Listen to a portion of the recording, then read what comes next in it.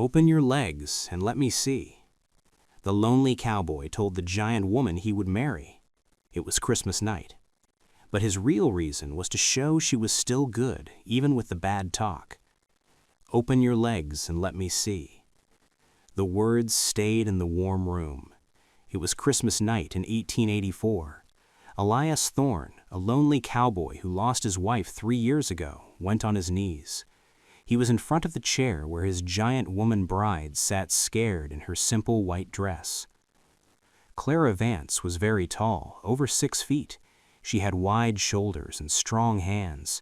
She had cared for children back east. She looked down at this smaller man who brought her across 1,000 miles of cold land. Her dark eyes were full of fear. This fear comes from being turned away many times. The Christmas tree was bright behind them with soft light. Its pine branches had red ribbons and hope. Outside the window, snow fell on the dark town. The town, Iron Creek, said bad things about her. They said this giant woman was with men in the city. They said she was spoiled. No good cowboy should marry a woman like that. But this lonely cowboy was not looking at her like a horse at a sale. He was not making fun of her height or her large size. His rough hands touched her knee gently as he knelt on the hard floor. His old face looked up at hers with great respect. His voice cracked when he said those shocking words. Clara held her dress tight. She sat in the wooden chair by the bright tree. Her body was stiff. She thought this moment would end like all the others, with hate, with her being sent away, with another door closing. But the lonely cowboy's real reason was not what she thought. He was not trying to prove the bad stories were true. He was putting his good name at risk to show she was still pure. He wanted to save her from the churchmen's public checkup the next day. He wanted to protect the woman whose letters, for 6 months, made him love a spirit he had never met. His soft hand stayed on her leg on that cold Christmas night. The firelight danced on their faces. The town was getting ready to hurt them both the next morning. One big question burned between them. Why would a lonely cowboy who was so much shorter than her stand up for a giant woman the whole world hated? And the secret truth neither could say out loud. What if his checkup showed she was innocent, but ruined the small trust that was just starting to grow between 2 hurt people who were both told they were not worthy of love? The horse carriage came just 2 hours earlier. It shook through the streets covered in white. It carried mail, goods, and one very tall woman who made everyone look. Clara stepped down from the carriage. She knew what would happen next. It always happened the same way. First, people stared. Then they whispered. Then the man who sent for her would see her height, her big body, and he would quickly remember a needed trip to the next town. She saw this happen in 3 different towns before this one. 3 different men wrote nice letters about wanting a strong woman, a capable woman, a woman who could handle life on the frontier. But when they saw how big, strong really looked on a woman, when they had to stand next to her and feel small, every single one found a reason to send her back. So when Elias Thorne walked through the crowd at the train station, when she looked down at this man who barely reached her chin, she had already started planning which train would take her back east. She started writing the letter to the children's home, begging for her job back, even though there was no job. The bad story made sure she would never work with children again. But Elias did not run. He looked up at her with eyes the color of the river after rain. He said 4 words that made her heart ache. "Hello, Clara. Welcome home." He did not say, "You are taller than I thought," or "This is a mistake." He just said, "Welcome home," like she belonged somewhere for the first time in her 29 years. He helped her into his wagon. His hands were careful on her arm, even though she could easily lift him up. He covered her lap with a thick wool blanket that smelled like horses and dry grass and something else, something like safety. He drove her through town while every store owner and housewife stared from their windows. The stableman shouted something mean that made Elias's face get tight. The whole world watched this odd couple and judged them before they even talked much. The cabin was 3 miles outside town, next to some pine trees. Smoke curled from the chimney like a promise. Elias had decorated for her. That is what hurt her heart first. Not his words or his kind eyes, but the green branches over the door, the wreath hanging on the wood door, the way he clearly tried to make this single man's place feel like a house. When she walked inside and saw the Christmas tree by the window, with popcorn and ribbons on its branches, she had to turn away so he would not see her tears. No one had decorated for her since her mother died 5 years ago. No one had cared enough to try. "I made dinner," Elias said, hanging his hat on a hook by the door. "Nothing special, just meat soup and bread, but you must be hungry after that long trip." She was hungry, very hungry, in fact. She was too nervous to eat since leaving the city, but she could not speak. She just nodded and let him guide her to the table. This small man moved around her like she was something valuable instead of something too big and unwanted. The soup was very good. He added spices that reminded her of her mother's cooking. The bread was warm and soft. They tasted like someone truly cared about making them right. They ate in quiet for a few minutes. The only sounds were the fire and the wind pushing snow against the windows. Then Elias put down his spoon and looked at her. Her stomach dropped. "I need to tell you something, and you will not like it," he said. Here it comes, Clara thought, the real reason he brought her all this way, the rule she would have to follow, the impossible thing she failed to do. "The carriage driver knew you," Elias continued, his voice tight with anger. "He was in the city last year for work. He saw the wanted papers, the ones that man's family put up after you said no to their son." Clara's hand stopped near her mouth. The bread crumbled in her fingers.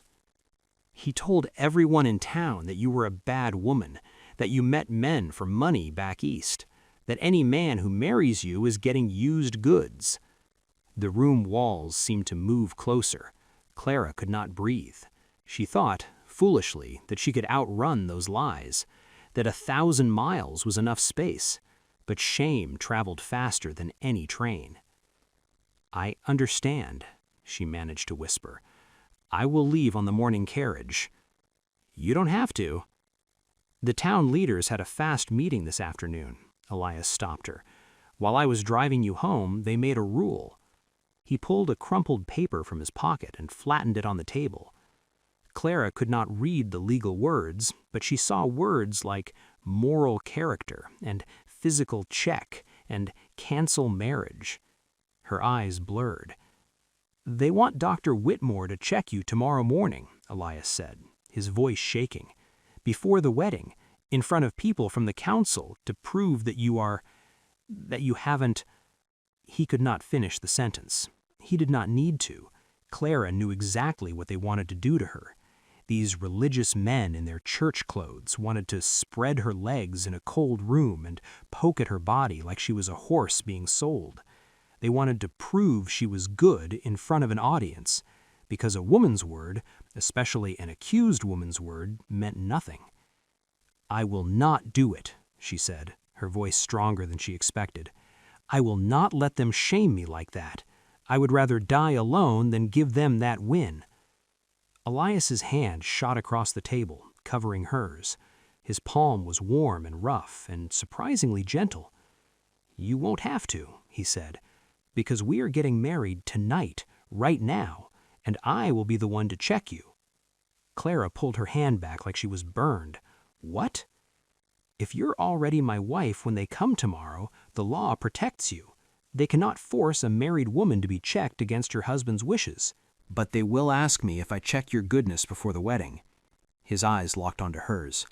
"I need to be able to look them in the eye and tell them the truth, that you came to me pure, that all their rumors are lies, that they can take their rule and burn it."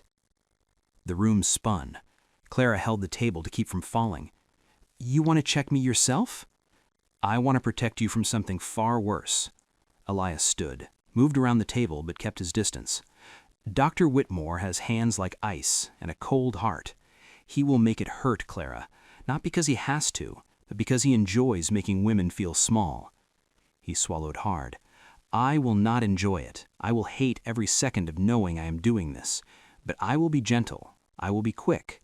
And I'll do it here, in private, with only the Christmas tree and God as witnesses, instead of a room full of men who want to see you broken." Clara stared at this man she had known for less than 3 hours, this lonely cowboy who decorated his cabin with pine branches and baked bread, and now he was offering to do something bad to save her from something terrible. Part of her wanted to run, wanted to grab her bag and walk out into the snow, keep walking until the cold killed her, or she reached a place where people did not care about goodness and reputation and whether a woman's body met their rules. But another part of her, the part that survived false stories and family hate and 3 failed tries at starting fresh, that part whispered that maybe this man was different. Maybe his hands would be as gentle as his eyes suggested. Maybe his true reason really was to protect her, not to own her. "Why?" she asked, her voice cracking. "You do not even know me. Why would you risk your good name to defend mine?" Elias was quiet for a long moment. Outside, church bells started to ring for the Christmas Eve service. Their sound reminded her that in town, families were gathering for songs and hot drinks, and the kind of belonging Clara had forgotten existed. "Because your letters saved my life," he finally said. 3 years ago, my wife Sarah died having a baby. The baby, too. I spent the next 2 years wishing I had died with them." He moved to the window, stared at the falling snow. "Then your first letter came. You wrote about the little girl at the children's home who would not talk, about how you sang her to sleep every night until she found her voice again. And I thought if someone that kind exists, maybe it is worth staying alive." He turned back to her, and his eyes were wet. "So yes, I would risk my name. I would risk everything, because you already saved me once, and you did not even know you were doing it." The Christmas tree lights blurred through Clara's tears. 6 months of letters felt like a lifeline when she was sinking in shame. She poured her heart into those pages, never thinking that someone was reading them and finding reasons to keep living. "I am afraid," she whispered. "Every man I have ever known has found a reason to reject me. My height, my strength, my refusal to pretend I am something I am not. What if you check me and find some fault, some reason to change your mind?" Elias crossed the room, stopped just close enough that she could smell wood smoke and leather and honest sweat. "Then I will love you anyway," he said simply, "because I am not looking for perfect Clara. I am looking for real." He held out his hand, small and scarred and steady. "So I am asking, will you let me prove to the world that you are exactly what you say you are? Will you trust me enough to be vulnerable just this once, so I can protect you from men who will hurt you every day for the rest of your life if we do not stop them now?" Clara looked at his hand, then at the Christmas tree glowing softly, then at the door that led back to the snow and the carriage and the endless running. She thought about the children she left behind, about the little girl named Lily who learned to speak again because someone was patient and gentle and refused to give up. She thought about her mother braiding her hair, whispering that being different was not the same as being wrong. And she thought about this lonely cowboy who lost everything and still had enough heart left to fight for a woman he only just met. Clara took his hand. It was smaller than hers, rougher, warmer than she expected. "Yes," she whispered. The word felt like stepping off a cliff, hoping someone would catch her. Elias let out a breath like he had been holding it for hours. "Thank you," he said, his voice breaking. "I promise I will make this as bearable as I can." He guided her toward the Christmas tree. Clara realized he planned this to make the moment less cold. The Christmas candles cast soft shadows. The fire cracked warmly. Outside the window, snow fell like the whole world was holding its breath. "Tell me about the children's home," Elias said, as his hands moved to the top button of her dress. Clara's breath caught. "What?" "Tell me about Lily, the little girl who would not talk." His fingers were steady on the second button, but his eyes never left her face.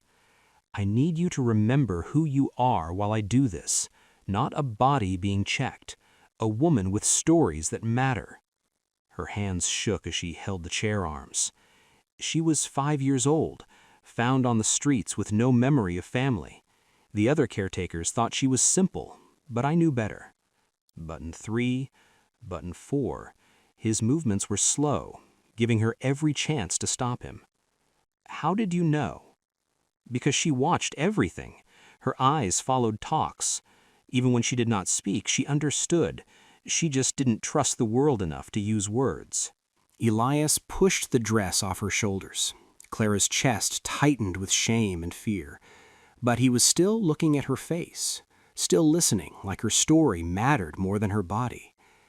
"What did you do?" "I sang to her every night for 2 months, the songs my mother taught me." The dress fell at her feet, leaving her in just her thin slip. Clara wanted to cover herself, wanted to disappear, but Elias's steady gaze kept her grounded. And one morning I woke up to find her standing by my bed, humming the tune. She started talking that same day. "You gave her back her voice." Elias knelt before her chair, his position respectful. "That is who you are, Clara. That is what I see when I look at you." His hands rested on her knees outside her slip, warm and grounding. "Not a woman who needs to prove anything. A woman who has already proven everything important." The Christmas tree lights flickered. Church bells rang again. Clara realized that for the first time, a man was kneeling before her, not to make her feel small, but to lift her up. "I'm going to check you now," Elias said gently. "Tell me if you need me to stop. Any moment, any reason. Your word is enough." She nodded, unable to speak past the tears. As his hands moved with careful respect, as he spoke softly through every moment, Clara understood that this lonely cowboy was giving her something she never had before. Not just protection, not just belief, but the kind of gentleness that proved love could exist even in the hardest moments, even when the world demanded proof instead of faith. His hands trembled as he lifted the hem of her slip. Clara saw tears on his old face. "I am sorry," he whispered. "God forgive me. I am so sorry you have to go through this." But his touch was light, professional, yet somehow kind. He kept talking to keep her focused. "There is a scar on your leg. How did you get it?" "Climbing a tree," I managed. "I was 12. A kitten was stuck in the branches, crying for its mother." "Of course there was." A broken laugh escaped him. "Of course you risked yourself to save something helpless." His check was fast, complete, and so careful, she could not believe this was the same thing the council planned to do in front of people. When he finally looked up, his eyes were red, but blazing with something fierce. "You are untouched, completely pure. Every bad lie they told about you, every single word, it is all false."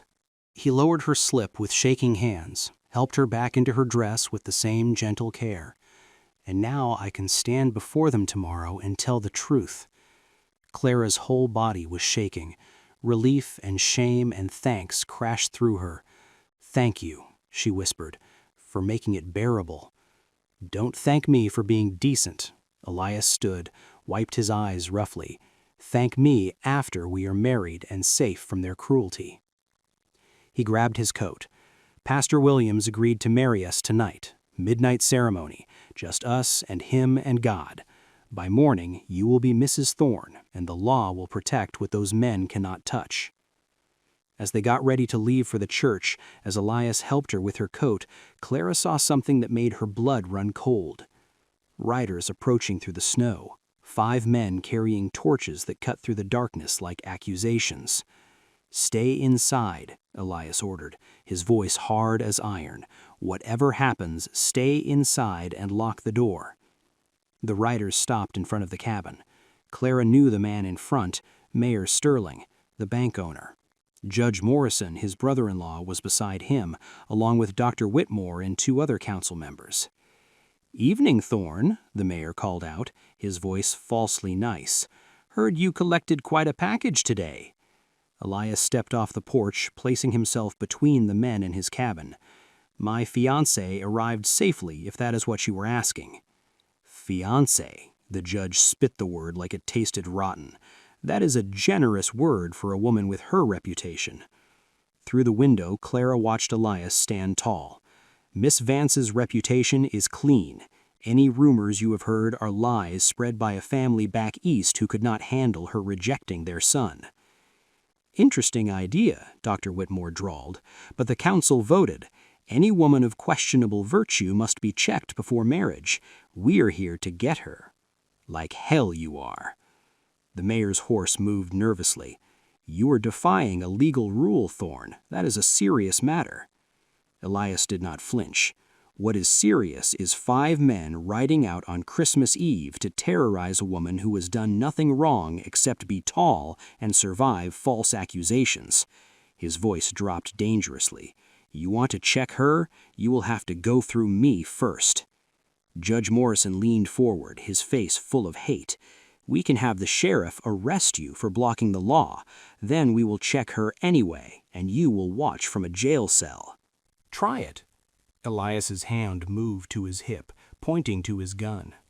"See how that plays with the good folks in this town when they hear you arrested a man for protecting his bride on Christmas Eve." The standoff was tense. Clara's heart pounded. This lonely cowboy who barely reached her shoulder was standing against 5 powerful men who could destroy his life. He stood there because he promised to protect her. 6 months of letters taught him that her soul was worth defending, even if the world hated her body. Then a new voice cut through the darkness. "What in God's name is happening here?" Pastor Williams emerged from the snow on his horse, his white collar visible. Behind him rode 3 more people, Mrs. Chen from the store, old Samuel the blacksmith, and surprisingly, the sheriff himself. "These men are enforcing a council rule," Mayor Sterling said, his voice losing certainty. "A rule passed in secret this afternoon," Pastor Williams said coldly, "without proper notice or public comment. I checked with the county clerk. It is not legally binding." The mayor's face darkened. "The moral character of our town is measured by how we treat the most vulnerable among us, not by how viciously we tear down a woman based on rumors." He turned to Elias. "I came to tell you the ceremony is ready, though it seems we have uninvited guests." Sheriff Pike cleared his throat. "Mayor Sterling, Judge Morrison, I suggest you gentlemen head home. You are trespassing on private property, and I do not recall seeing any warrant." For a long moment, Clara thought the mayor would fight more, but Mrs. Chen spoke up, her voice sharp. "My husband and I rode here to witness this wedding. So did Samuel. So did half a dozen other folks waiting at the church. Word spread about what you plan to do to this woman, and decent people don't stand for it." The mayor looked around, seeing his power crumble. "This isn't over, Thorne," he finally spat. "We will see about this marriage." "Yes, you will," Elias said calmly. "You will see it every Sunday when my wife and I sit in church. You will see it every time we come to town. And you will have to live with knowing you tried to destroy an innocent woman and failed." The riders turned and disappeared into the snow, their torches fading. Clara burst from the cabin, running to Elias. When she reached him, she did not care that she was taller or that people were watching. She wrapped her arms around this brave, gentle man who risked everything for her. "You stood up to them," she whispered against his shoulder. "You actually stood up to them." "I told you I would." His arms came around her waist, steady and sure. "I told you, after tonight, anyone who questions you questions me." They married at midnight in a small church filled with people Clara had never met, people who heard about the council's cruelty and decided to witness something better. When Elias slipped a simple gold ring on her finger and kissed her for the first time, she tasted salt from both their tears. When they returned to the cabin as husband and wife, as the Christmas dawn broke pink and gold over the Montana mountains, Clara Thorne realized she finally found what she was searching for. Not a place where her size did not matter, but a person who saw past her body to the heart underneath, a person who valued her gentleness as much as her strength, A person who proved that real love was not about meeting standards, it was about standing together when the whole world demanded you stand apart. Elias pulled her close by the Christmas tree. This giant woman bride and her lonely cowboy, two odd people who found each other across 1,000 miles of faith and letters and desperate hope. "Merry Christmas, Mrs. Thorne," he whispered. "Merry Christmas," she whispered back. And for the first time in her life, Clara believed that she was finally, truly home. So, here's a question for you watching. Have you ever been judged for something you could not control, for being too much or not enough of what the world wanted? And men, would you be brave enough to stand up for someone when it cost you everything? Women, would you trust someone enough to be vulnerable after the world taught you that being vulnerable only brings pain? Drop your answers in the comments below and tell us where you're watching from. If this story touched your heart, hit that follow button and turn on alerts so you never miss stories about real love, real courage, and real second chances. Because sometimes the most powerful love stories are the ones where two broken people prove that together they are strong enough to face anything.